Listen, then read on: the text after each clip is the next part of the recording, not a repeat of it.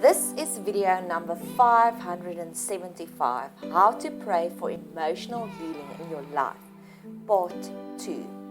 God spoke to Moses in a burning bush. During this period, Moses was fleeing from his past. I can only imagine the immense guilt he was experiencing during this period. Maybe you too are truly suffering and battling with intense guilt. Maybe you stepped out of your marriage and that you see that your children are truly suffering. You blame yourself. Maybe you're an addict and you have seen the intense destructive path that you have left behind.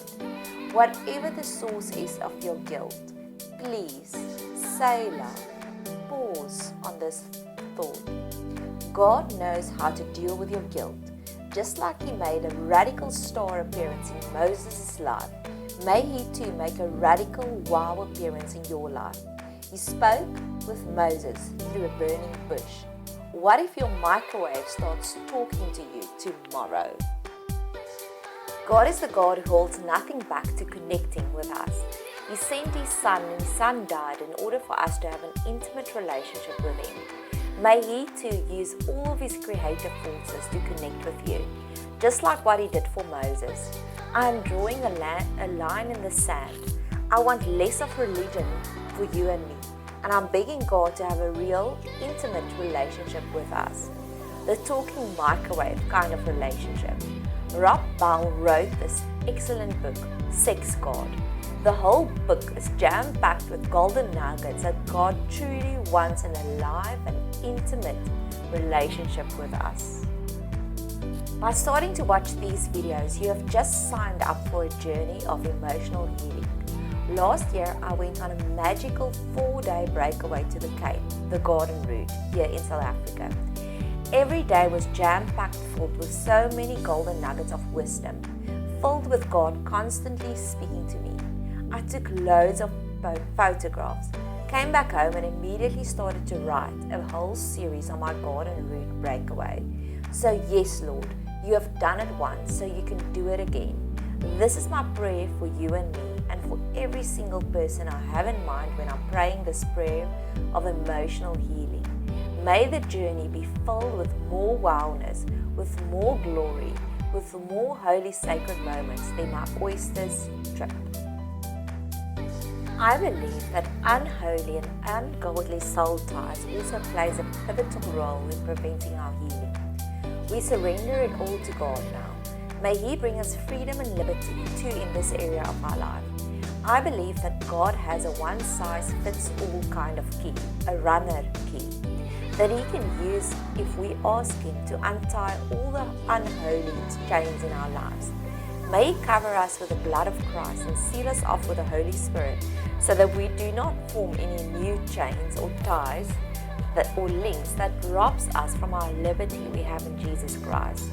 May God too release the spiritual domestos to remove all the stains in our spiritual sphere so that we are sparkling, clean and shiny. I believe that is the main reason why Moses and Stephen were shining, because God removed all the stains and dirt in their spiritual sphere. There is this beautiful Elysian scene in Grey's Anatomy where Amelia was constantly being judged and condemned by her older siblings. I think we all have a moment where we feel like the Cinderella stepmom and stepsister situation. At the end of this episode, Amelia has the revelation and freeing conversation with her mother about all the pain, trauma and emotional abuse she had to endure with her siblings. The end of the scene was liberating and healing. May we too have conversations just like this. Conversations that bring plasters and healing to our broken hearts. What happened with Owen? It just didn't work out. Do you think I sabotage relationships? I don't know how to love.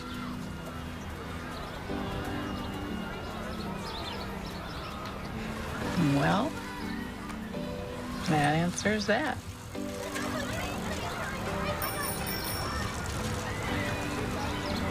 I remember when you were learning to ride a bike Derek and your sisters were zipping all over the neighborhood, and you were desperate to join them. And so you pulled that old purple bike out of the shed, you know, the one with the streamers hanging off the handlebars. Those things were all ripped out by the time that bike was mine. And you refused to use training wheels because you said that was for babies, and you wouldn't let me help either. I had to spy on you from the kitchen window.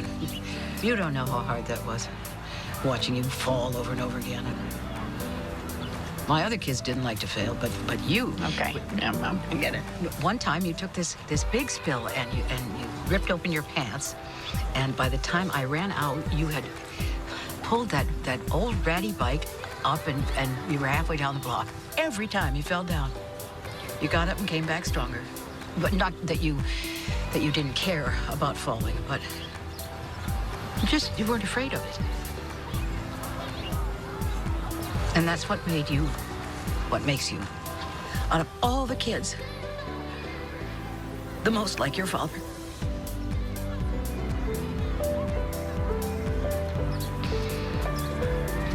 After he died, it was hard to be around anything that reminded me of him. And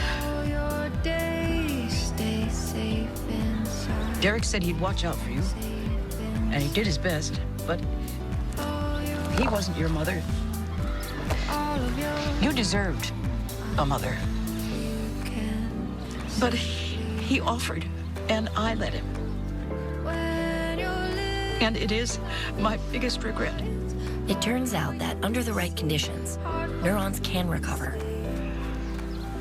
I took in a drug addict. Betty, Leo's birth mom. 15, so of course she already knew everything. Parenting her was